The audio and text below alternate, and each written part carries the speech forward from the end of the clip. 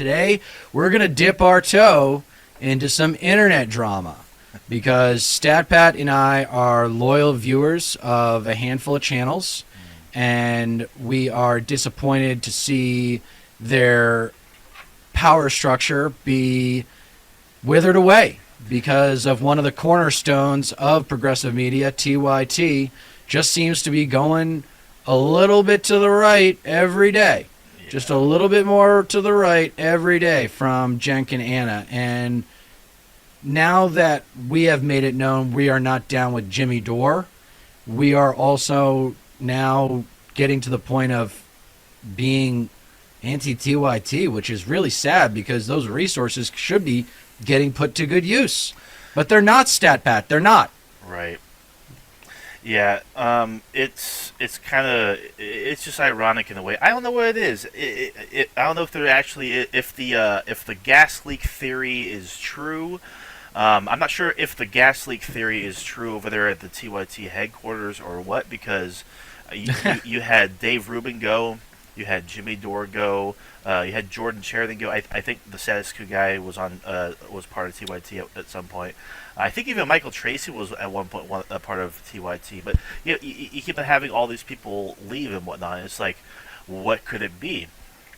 I think it was the money. I really do. Yeah, sounds like it. They kept on getting like big ticket offers and whatnot, and it just never came to fruition. And now it's catching up to Cenk and Anna, and I think it's starting to show that they're sponsored by Polymarket now. Yeah, the studio is that gambling. Polymarket. Political gambling thing. It's like, what the fuck? And like, I know. Cenk was saying how, oh well, I didn't know that Peter Thiel was behind Polymarket and whatnot. And just like, okay, well, you did a deal. You named the studio after it.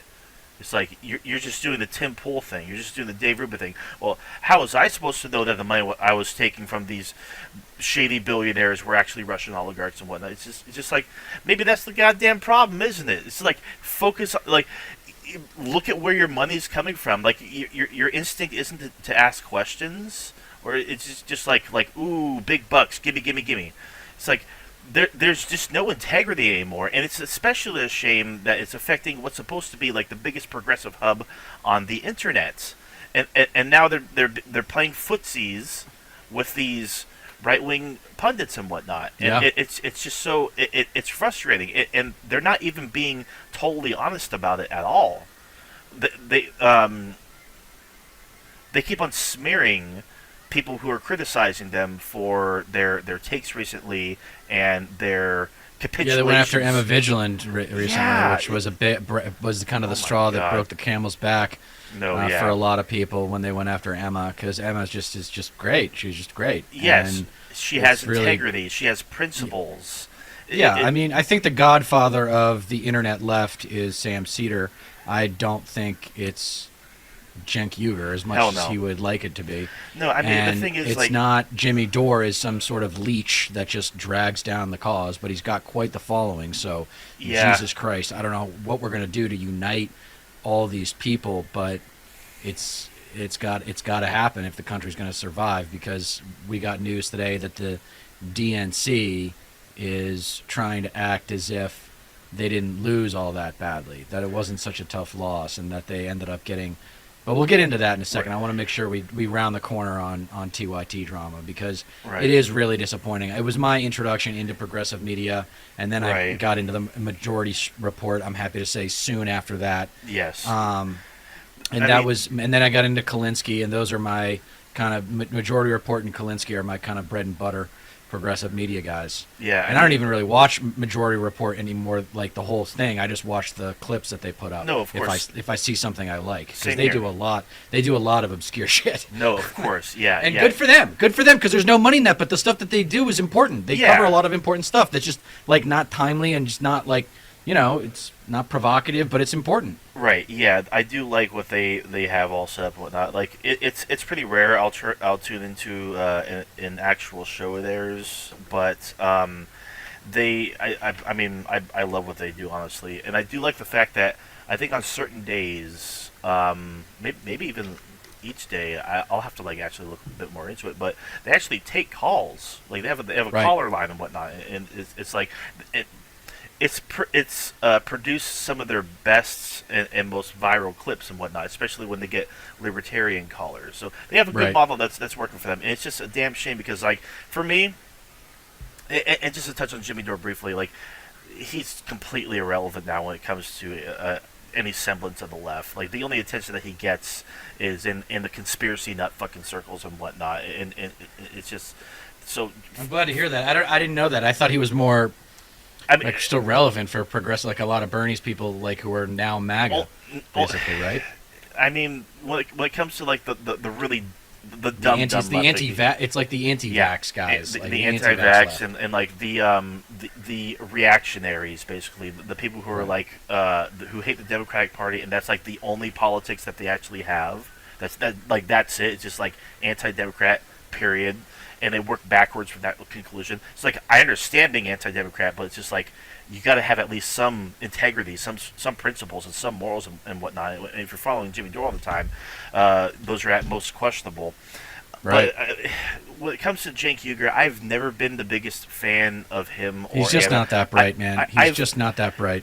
They've He always really isn't. they've always come across as smug, annoying, and insufferable. They've had good takes here and there, and have I had would good add coverage, the but two words. The two words that I would add to that are childish and unprofessional. yes, big time. They Oh, are big time. very unprofessional. Oh my god, no They kidding. they like when you turn on the camera, you're like, oh, okay, sweet, I'm gonna get some legit news here, no. and some anti-corporate, anti-capitalist news, Yeah, and then it turns into this shit slinging fest, yeah, and it's become in service of Cenk and Anna's egos. bingo. And John Iadarola seems like a really talented guy. He's And good. it's too bad that we need a benevolent billionaire to come around and buy MSNBC and put all of us on that damn network, on the new one. I mean, let's Right. just do it right. But no, I mean, I think there actually would be a lot of money in that, but no one's got the guts to do it. Yeah, TYT is hugely disappointing. Hugely disappointing that they're making these changes, and I Yeah. guess the areas that the issues that they're kind of turning on are homelessness, immigration, right, Yeah. and crime. Yes. Yeah. Those as seem to well be as- the big issues. What am I missing? There's got to be more than that, right? Oh, they're starting to dabble in like the anti-trans stuff a little bit. That's one of the things that kind of blew the lid off of this whole thing was how they treated one of their trans workers, because I guess they were a communist and this and that. It was just a really messy, dumb thing. But they're not the only disgruntled employee that TYT has had. Hank Thompson is actually a really good person to look to, and he actually released a documentary about the practices of TYT and how many lies Cenk Uygur tells and whatnot. Wow. It's just a really filthy place. Honestly, there's so much. It's a toxic environment. They don't pay the people like they're supposed to. Right. They're union busters. Right. A really big red flag right there. And they Right. tried to cover it up, and like because like they're put in a position where like they don't want to see as like the kind of entity that needs a union to begin with. It's like it's just a bad look for them. So they Right. try to like make that union not even happen. But it's just like practice what you preach, you know. Right. It's just there's just blatant hypocrisy that has been just And let's be boiling over at serious. this Like, point. how talented really is Cenk? Is Cenk Uygur?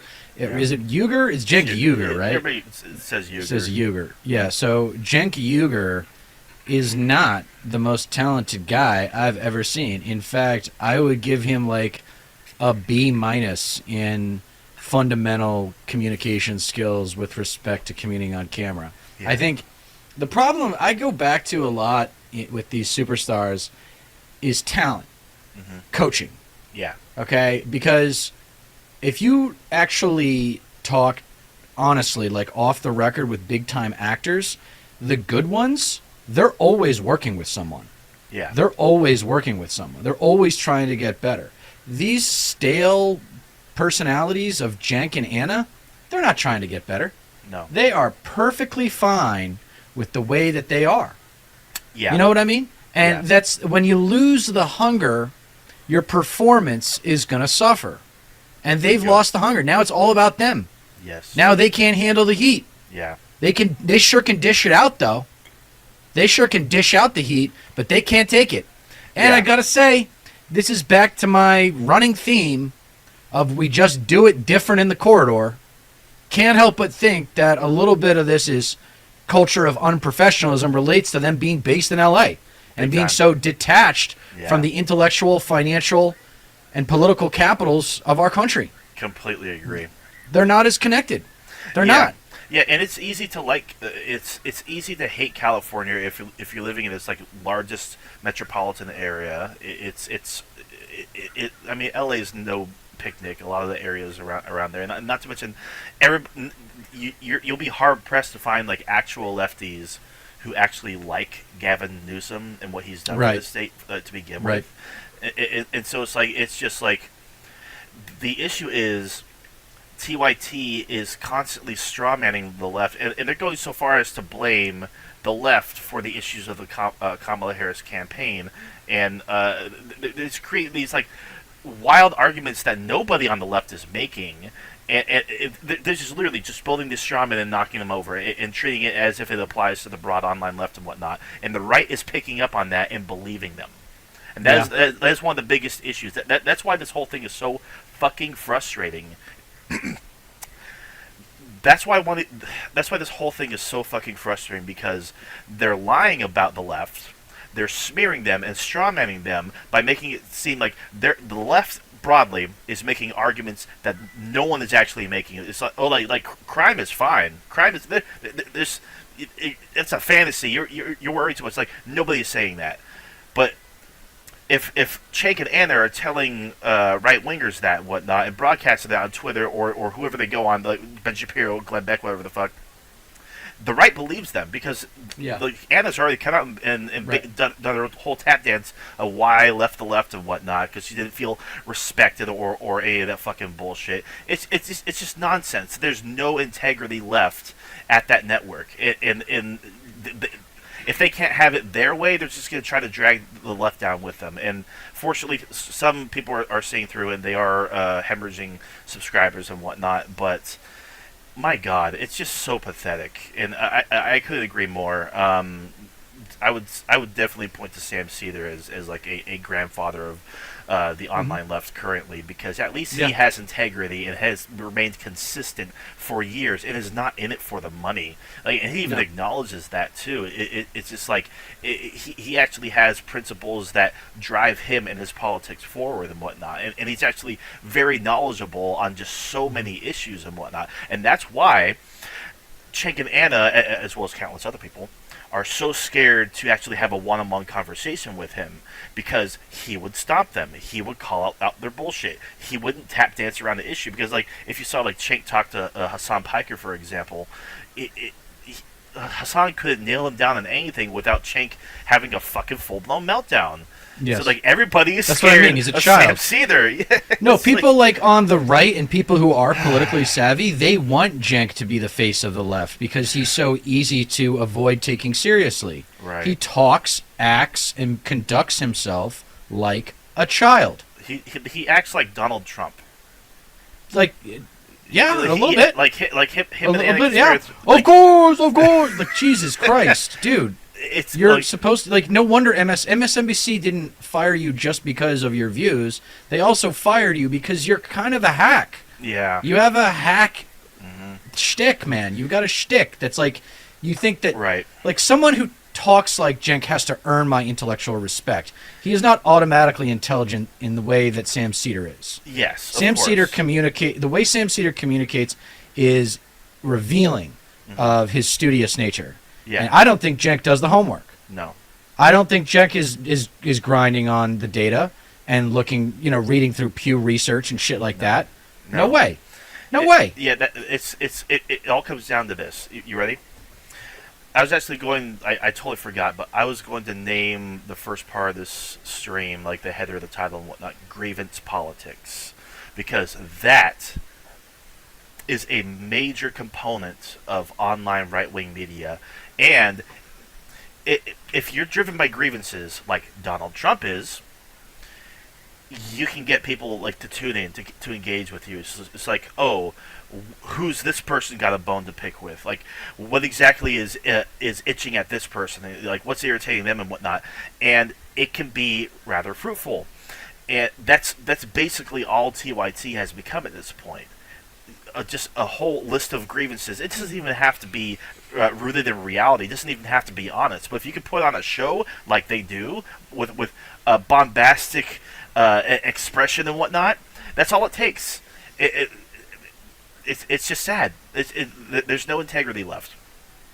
No, the market forces have infiltrated their integrity, and they're selling out, and they're jealous of the views, and they're trying to differentiate, and there's nowhere to go. So they're reaching kind of around the corner to try to get on board with some topics that's favorable to the right. No, I guess. yeah, it's like but eating your own though is just like dividing the left, basically saying if we can't lead the way, then we're going to sabotage coalition unity. Yeah, no. Like we're going to sabotage. Jimmy Dore did the same thing. That's the big fuck you to them. Yeah. If you ever really want to hurt someone from TYT, or really, let's just reduce it down because who knows who's actually running the show. It's really Cenk, right? Mm-hmm. And it's Cenk and it's Anna. Mm-hmm. And so if you ever really want to like hurt them and have the opportunity to communicate with them, just be like, you became just another Jimmy Dore.